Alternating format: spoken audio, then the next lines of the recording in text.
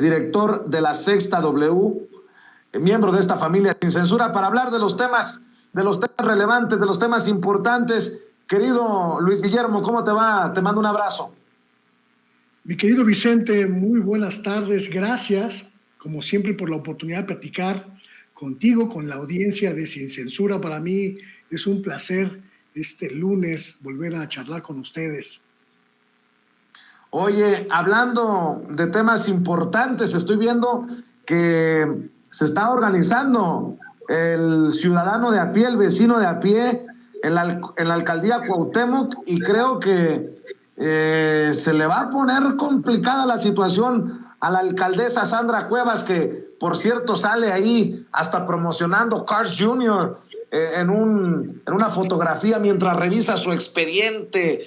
En fin, le gusta, y creo que no exagero ni ofendo cuando digo que le gustan las luces, toda esta parafernalia del espectáculo a la alcaldesa de Cuauhtémoc, querido Luis Guillermo Hernández. Sin lugar a dudas, mi querido Vicente, este lunes 28 de febrero es un lunes negro para la alcaldesa en Cuauhtémoc, en Ciudad de México, Sandra Cuevas. No solo es el hecho de que los vecinos, las vecinas de una de las alcaldías más importantes de la Ciudad de México, como es Cuauhtémoc, se organizaron para movilizarse y pedir su destitución, para pedir su salida de la alcaldía, hartas del autoritarismo, de este manejo, pues, llamémosle caciquil de la alcaldía, sino también, mi querido Vicente, hoy, lunes 28 de febrero, la Fiscalía General de Justicia de la Ciudad de México citó a comparecer a la alcaldesa en la denuncia penal que presentaron en su contra policías auxiliares de la Ciudad de México, quienes la acusan a Sandra Cuevas, a la alcaldesa Sandra Cuevas, de secuestro, de lesiones, de abuso de autoridad y de una circunstancia muy delicada, haberles despojado de sus equipos, haberles despojado de sus armas, haberlos invitado con engaños a la sede de la alcaldía para reclamarles su trabajo en el reordenamiento del ambulantaje en la Ciudad de México, golpearlos, amenazarlos, tratarlos con la punta del pie y mantenerlos privados de su libertad durante horas por órdenes de la alcaldesa. Esta mañana, a las 11 de la mañana, Sandra Cuevas tenía que comparecer ante la Fiscalía Capitalina para responder a estas acusaciones que hacen los policías auxiliares y además para responder a los señalamientos que hacen en su contra y de su equipo, el equipo de la alcaldía Cuauhtémoc. Sin lugar a dudas, mi querido Vicente, estamos ante un asunto sumamente delicado, porque en esta denuncia interviene no solo el asunto legal, que es lo que comento, el delito de secuestro, el delito de abuso de autoridad, sino también las cuestiones políticas.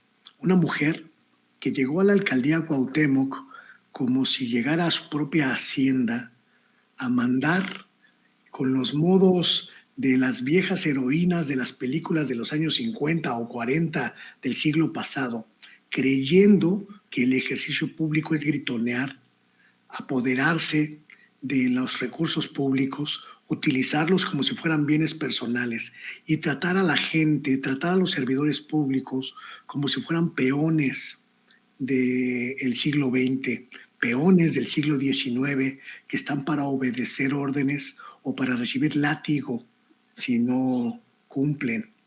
Y me parece, mi querido Vicente, que esta dualidad, el conflicto político y el conflicto jurídico, son el detonante del hartazgo de la gente en esta alcaldía. La alcaldía, pues simbólicamente más importante del país, porque es la alcaldía donde se rige el centro histórico de nuestra ciudad, es prácticamente el corazón de la capital del país y no puede estar gobernado por una mujer que entiende el servicio público como un servicio personal, que entiende la función pública como un tesoro particular, que entiende el ejercicio público como una esclavitud prácticamente a su servicio. Me parece que es un asunto muy delicado, muy grave, pero además un asunto que nos escupe a la cara, mi querido Vicente, esa política que no debe existir más en México, la política que cree que los ciudadanos somos súbditos, que cree que el servicio público es una caja chica personal y que cree que los trabajadores al servicio de las administraciones públicas son esclavos personales. Pues qué fuerte lo que dices, Luis Guillermo Hernández, pero suscribo precisamente ese mensaje. En otros temas, si me permites, Luis Guillermo, que Electra va a pagar al SAT esta semana, bueno, con las reservas de quien lo publica. El periodista Salvador García Soto, en su columna del diario El Universal, revela que esta misma semana una tienda de electrodomésticos muy popular, Electra, pagará 2,000 millones de pesos al SAT luego de que sus dueños se reunieran hace unos días con las más altas autoridades fiscales para negociar una salida al conflicto legal por el no pago de impuestos.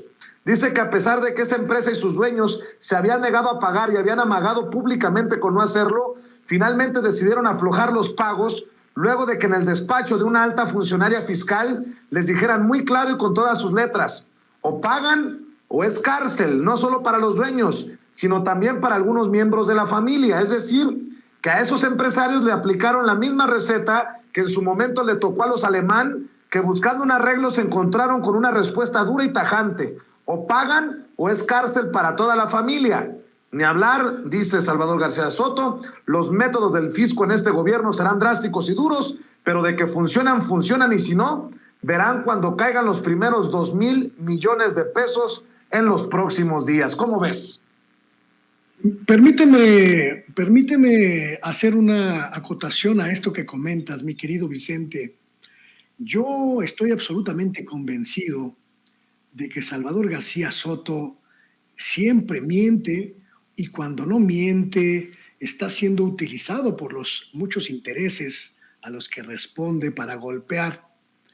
Yo tengo información exactamente en sentido contrario de lo que señala este columnista, y tiene que ver con un proceso de negociación muy intenso que está teniendo el SAT con empresas como Electra, de Ricardo Salinas Pliego, que tienen adeudos multimillonarios y que utilizan, mi querido Vicente, todos los subterfugios jurídicos para alargar en el tiempo estas deudas a fin de no pagarlas.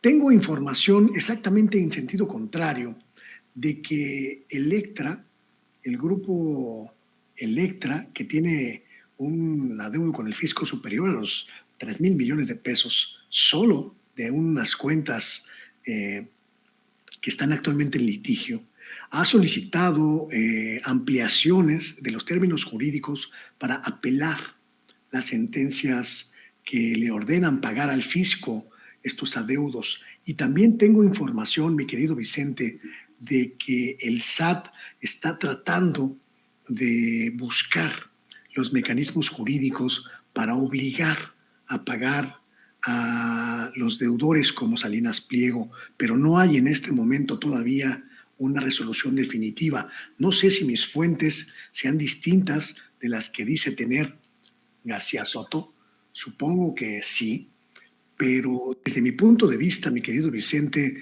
me parece que tiene más un ánimo de golpeteo, un ánimo de presión, un ánimo de estar tratando de dinamitar los intentos del SAT, ojo, dinamitar los intentos del SAT por llegar a acuerdos con los diferentes deudores y tratar de desbaratar las negociaciones.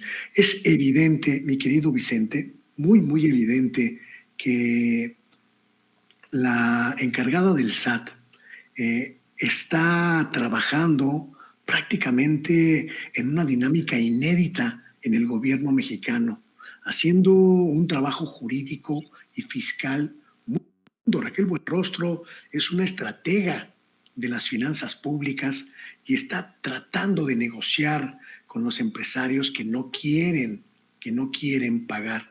Quizá esta revelación de García Soto vaya en el sentido de pues ponerle un buscapiés y tirar las negociaciones que lleva a cabo. Quizá, y solo estoy especulando porque no conozco el origen de la información que difunde García Soto, sea un mensaje del propio grupo empresarial hacia Raquel Buenrostro de que el camino de la negociación pasa por hacer quitas a los impuestos que deben todos estos truanes. Permíteme desconfiar, mi querido Vicente, permíteme desconfiar profundamente de la información que publica este sujeto, García Soto.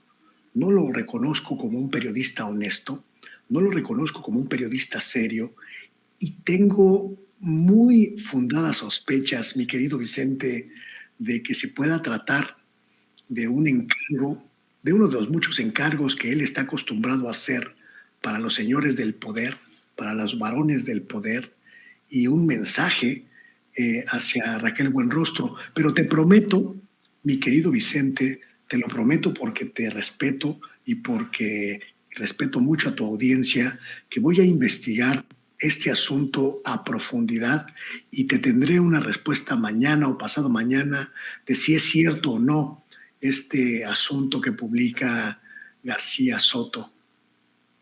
Me parece bien y qué bueno que contrastas esa información, porque yo siempre digo, con las reservas que amerita quién publica la información, como todo esto que sabemos de la carta denuncia de Juan Collado, que se publica precisamente a través del periódico Reforma. Pero déjame cerrar, Luis Guillermo Hernández, porque el respeto y la admiración es mutua, con un tema, y grábeme, don David, hay un tema que me han reclamado, obviamente, los odiadores del presidente y los venenosos contra la Cuarta Transformación, me han exigido que me pronuncie. Me han preguntado por qué no he hablado del tema. Por las mismas razones que el presidente no se pronuncia con claridad o con contundencia esta mañana. Es de este presunto fusilamiento en San José de Gracia, Michoacán, mi querido Luis Guillermo Hernández, y he decidido preguntar tu opinión porque muchos han saltado. Fíjate nada más, ser el primero no significa ser el mejor. Lo he dicho una y otra vez que aquí en Sin Censura siempre buscamos ser los mejores, no los primeros. Y muchos han saltado con este video que no vamos a presentar por respeto a la audiencia y a las presuntas víctimas y a los presuntos familiares de las víctimas. Este presunto fusilamiento de entre 10 y 17 personas, que ahí fue cuando empecé a dudar. Primero se hablaba de 10, luego de 17, y luego dicen que entre 10 y 17, pero ya lo vi publicado en Aristegui Noticias, en El País, por este presunto video casero, un videoaficionado que menciona, que nos deja presuntamente ver un presunto fusilamiento. Es que estoy tratando de ser muy cuidadoso con esto, Luis Guillermo, de estas personas en Michoacán durante un velorio, y la realidad es que hasta el momento la Fiscalía de Michoacán no ha encontrado cadáveres, no ha dado a conocer a ciencia cierta qué fue lo que ocurrió, y dice el presidente, ojalá no sea cierto. Y por eso no me he pronunciado, porque se trata de un caso dramático, preocupante, doloroso, de confirmarse, pero como no, creo que no existen los elementos suficientes, pues no deberíamos de opinar, porque sería una irresponsabilidad hacerlo dando por hecho que ocurrió. ¿Estoy mal o tú cómo ves la situación, mi querido Luis Guillermo Hernández? Mi querido Vicencia, la ejecución de 10, 17 personas en una ciudad michoacana a partir de la evidencia de un fragmento de video en el que prácticamente no se ve nada, puede desatar una serie de elementos muy graves: histeria colectiva, zozobra, muchas cuestiones que los medios de comunicación podrían estar fomentando de manera irresponsable. Me parece que los colegas periodistas han olvidado que la publicación de las informaciones, la publicación de las noticias, tiene que ocurrir después de un proceso de verificación de los hechos.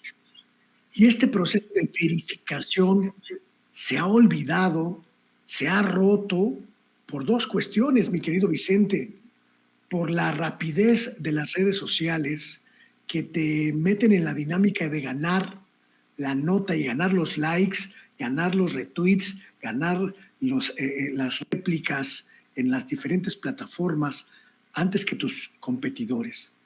Y también por el afán de golpear al gobierno en turno, en este caso al gobierno del presidente López Obrador. Son dinámicas que no podemos obviar, que no podemos olvidar en este asunto y en todos los demás. Y me parece que por el bien social, los periodistas tenemos la obligación de verificar la información que difundimos antes de difundirla, antes de publicarla. Yo me pregunto, todos estos colegas, todos estos medios que ya difundieron el video, que lo dieron como un hecho y que señalaban como hecho consumado la desaparición o la ejecución, el asesinato masivo de estas personas, ¿qué procesos de verificación tuvieron para difundirlos?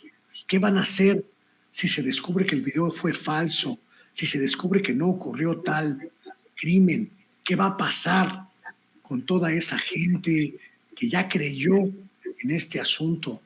No olvidemos, mi querido Vicente, no lo olvidemos nunca, que durante los años más cruentos de la inseguridad en México, uno de los principales elementos, una de las principales estrategias, principalmente del crimen organizado, fue sembrar temor a partir de asuntos falsos, de noticias falsas como esta, que se difundían para atemorizar a la gente, para atemorizar a los pueblos. Yo invito a la gente a que busque en las plataformas, en YouTube, los videos de cómo se corrían los rumores de asesinatos, de masacres en lugares como Tamaulipas, Veracruz, Nuevo León, Coahuila, Chihuahua, que eran falsos y que buscaban que la gente se metiera a sus casas muerta de miedo para que los maleantes pudieran hacer de las suyas en territorio desocupado. Yo invito a la gente a recordar que una de las principales estrategias del crimen es el miedo, y que esa estrategia se cumple a partir de los medios que se prestan a difundir este tipo de mensajes sin verificarlos, sin contrastarlos, sin documentarlos fehacientemente. Coincido contigo, tenemos que ser responsables. Si ocurrió esta masacre, tendríamos que esperar a que las autoridades, a que las evidencias, a que la sociedad manifestara pruebas claras de que ocurrió y entonces denunciarlas. Pero si no existen esas pruebas fehacientes, mi querido Vicente, solo contribuimos a la desinformación, solo contribuimos al terror, solo contribuimos a que uno de los bandos imponga su narrativa de violencia. Coincido con el presidente de la República. Ojalá esto no haya ocurrido así, ojalá sea falso, pero hasta este momento, hasta la 1 de la tarde del lunes 28 de febrero, todos los indicios parecen apuntar a que no ocurrió tal tragedia en las dimensiones en las que se denunció en los medios de comunicación y que posiblemente se trate de una guerra psicológica. Ojo, posiblemente se trate de una guerra psicológica que busca infundir miedo y que busca infundir ánimos adversos al gobierno de Michoacán. Pues no me sorprende que haya personajes como Javier Lozano, por ejemplo, el Saco de Pus, que publique fotografías o capturas de pantalla de lo que informa o desinforma el periódico Reforma, La Razón, Ovaciones, o también hay que decir la Organización Editorial Mexicana. Fusilan a 17 en velorio, atacan en Michoacán, culpan al cártel Jalisco Nueva Generación. Fíjense ya, hasta culpando. ¿Quién sabe? Pero eso es lo que publica el Reforma. Grupo forma víctimas y las ejecuta durante un funeral en Michoacán. Fusilan a 17 hombres en un velorio en Michoacán, los sacan y los forman en la pared. Fusilados, como la alarma, fusilados, con las manos en la nuca y parados frente a una casa, comando armado asesina al menos a 17 personas en Michoacán. Y por su parte el presidente dice: deseo con toda mi alma que no sea como lo dieron a conocer acerca de esta noticia. Ojalá que no sea cierto, dice el presidente. Bueno, pues ojalá que no sea cierto. Y nada más para dejarlo sobre la mesa. Durante lo más violento, en años anteriores, en sexenios pasados, durante el tiempo más violento, ¿qué fue lo que se pidió desde el gobierno? Un no reportar los actos delictivos de los cárteles, no. Se pusieron de acuerdo, los medios de comunicación dijeron: no vamos a dar a conocer lo más rojo de la nota roja. Y hoy andan desatados. Y más aún, ¿qué dirían los directivos, los dueños de esos, los principales medios de comunicación de México, si el presidente les pidiera tener tantita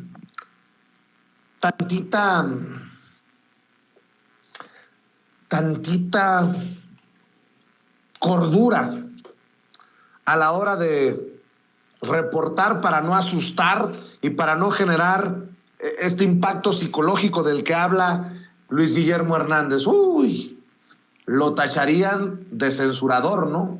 Mi querido Luis Guillermo, ¿con qué reflexión cierras? ¿Con qué opinión cierras? Creo que, mi querido Vicente, hay algo que comentas que me parece muy importante para cerrar esta charla. Hubo un tiempo en el que los medios de comunicación se sometieron al silencio porque se los pidió el gobierno federal, y se sometieron al silencio argumentando que difundir los videos, las imágenes de las masacres, de la guerra sangrienta que libraba México contra la delincuencia organizada y que dejó a millones de personas con dolor y con muerte alrededor, pues se cumplía una lógica de sometimiento, pero también una lógica de intentar preservar al Estado mexicano. Hoy esa lógica se rompió, esa lógica ya no existe, porque los medios de comunicación que antes aceptaron callar, hoy buscan dinamitar al gobierno democráticamente electo. No tenemos que olvidarlo jamás. Estos medios que antes callaban la violencia, hoy buscan exacerbarla al límite para que la gente asuma que este es un desgobierno, que este es un Estado fallido, como lo fue en el pasado. y no van a tener ningún recato, mi querido Vicente, para difundir esa idea, para propagar esa idea y para intensificar esa idea. Por eso yo llamo a la gente que nos ve a que sea completamente cautelosa con toda la información que procede de los medios tradicionales. Por eso te dije, mi querido Vicente, que no creo en lo que publicó el columnista chayotero del que hablábamos hace un momento. Por eso estoy absolutamente incrédulo de todo lo que se publica en Reforma, en el Universal, en Excelsior, en Imagen, Televisa, TV Azteca, en Latinos, en Animal Político, etcétera, porque sé que todos ellos están trabajando para un mismo fin: recuperar el viejo régimen para sus patrones políticos, para sus patrones oligárquicos. Y yo no me voy a prestar ese juego y espero que la gente que nos ve tampoco se preste. Abramos los ojos, mi querido Vicente, abramos muy bien los ojos, porque la mentira es una de las principales armas contra las que estamos combatiendo la ciudadanía libre en estos momentos. Mi querido Luis Guillermo, siempre importante platicar contigo de las noticias, de los temas de coyuntura. ¿Por qué no cerramos invitando a la gente para que te apoye, para que esté al pendiente de lo que publicas en tu canal de YouTube y obviamente en tus redes sociales, que no me pierdo tus comentarios brutalmente honestos? Muchísimas gracias, querido Vicente. Les espero esta noche a las 8 en mi programa El Oficio del Reportero en YouTube, que también se transmite en la Sexta W, en Twitter, y en la página de Sexta W, Luis Guillermo Hernández, en Facebook, y por supuesto en mis redes sociales. Y pues ya estaremos aquí comentando el pendientito, la tarea que quedamos de resolver, y pues nos escucharemos aquí próximamente también en Sin Censura. Mi querido Vicente, gracias como siempre por tu generosidad. Un abrazote, gracias, mi querido Luis Guillermo Hernández. Voy a la pausa comercial y regreso con más, porque todavía hay más. No me ha tocado saludar a Toño y me dice que ya fue por su camisa también de origen indígena, estas obras de arte que realizan con sus manos nuestros hermanos indígenas. Para cerrar, Sin Censura. Voy a la pausa y regreso con Toño.